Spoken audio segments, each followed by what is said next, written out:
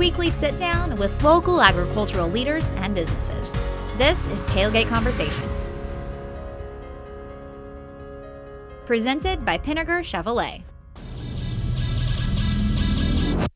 Professional bull riding has become quite the popular sport, a competition between two highly trained athletes, one rider, one bull.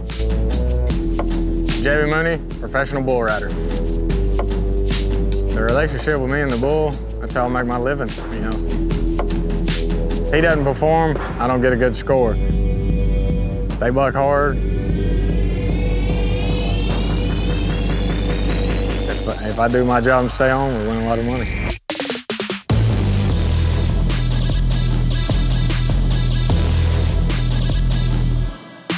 I'm LJ Jenkins, Jenkins Cattle Company.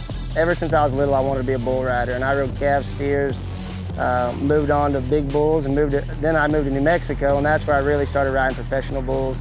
Had a great career with it, was 11-time PBR finalist. When I was younger, I always knew I wanted to be a part of this, so I started buying cows as I had some money, buying land, and trying to raise my own bulls. And so I had a backup plan when I did get hurt or retired that I could still be a part of it. And unfortunately, in 2015, I got hurt. I broke my neck. Doctor told me I'm never getting on another one. So I was forced to retire, and luckily I already had my background ready to go, and I had bulls ready to go. And that's what kind of got me to be a PBR stock contractor. It's all I've ever done was be with the PBR, and I don't know what I did without coming back. The role of a PBR stock contractor, it's more than just haul a bull up to town. It starts from whenever you're trying to breed the cow to the right bull. It's just like race horses. You know, you're not going to breed a horse to a slow horse to try to get a fast one. Same thing with bucking bulls. You know, you're going to try to breed a bull that bucks hard and a mom that produces. So as soon as they hit the ground, you start thinking, okay, what are you going to do with them? Whenever they're about 8 months old, you can start putting a little dummy on them. And all that is a little 10-pound dummy, and you can press a button to make it come off. And you can kind of start training them at that age. And when they're yearlings, they can make up to $200,000 as yearlings, 2-year-olds, 3-year-olds. And then obviously your goal is to get them into PBR. The PBR is not just one athlete. You got your bull rider that most people's gonna know, but then you got the bucking bull. And you got, for instance, Bushwhacker, a bull back in the day, used to be one of the best bulls of all time, probably is the best bull of all time. He was featured in ESPN Sports Magazine, Best Body in Sports. So that just tells you right there, I mean, he's an athlete. And to be a bucking bull, you gotta be an athlete. But as we all know, there's another important athlete to consider, the rider. It takes a lot of training, experience, and dedication for a bull rider to make it to the PBR. For most, bull riding is only a hobby, but for those select few, it's a job.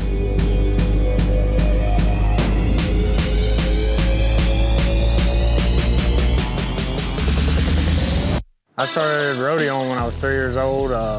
My family rodeoed, started riding sheep when I was 3, rode bucking horses, rode bulls, and liked the bull riding better than I did anything, so I stuck with that. When I was younger, the one thing, I didn't have all the natural ability like some guys I grew up with had. They just had it. I didn't have the natural ability, but the one thing I had, I just wouldn't turn loose. And over the years, I kind of figured out how to ride them instead of hanging on to them. But you got to try. I mean, trial outweigh being good any day, and that's what any young kid that's been around my house, I've tried to help out. I'll tell them, don't worry about the rest of it. As long as you try till your head hits the ground, it'll all work out. But you know, from the time I was little, it was always a dream. And when you're that young, you're doing it for fun, and then it's supposed to stay fun your whole life, but then when you get up to where you're here, it's fun, but you're making a living doing it too. So it's pretty win-win situation, and I think for bull riding, the hardest part about bull riding is staying healthy all year. The bulls, they keep getting better and better every year. The stock contractors, it's kind of like the racehorse business there. It's all about the bloodlines. They're trying to breed them to be as best as they can, which makes it harder on my job.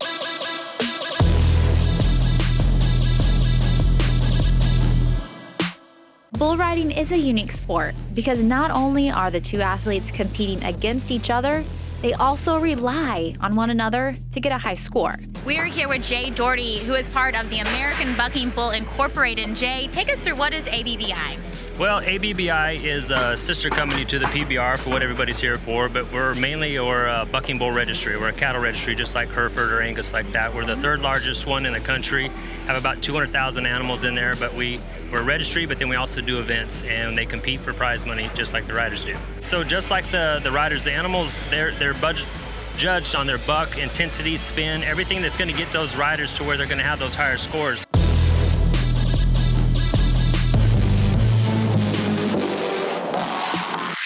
Those bulls that go out there that are flat, that don't spin, that kind of run off, that's where those guys get re-rides. So what they're looking for is a bull with a lot of intensity, a lot of buck, and a lot of spin to get those big scores.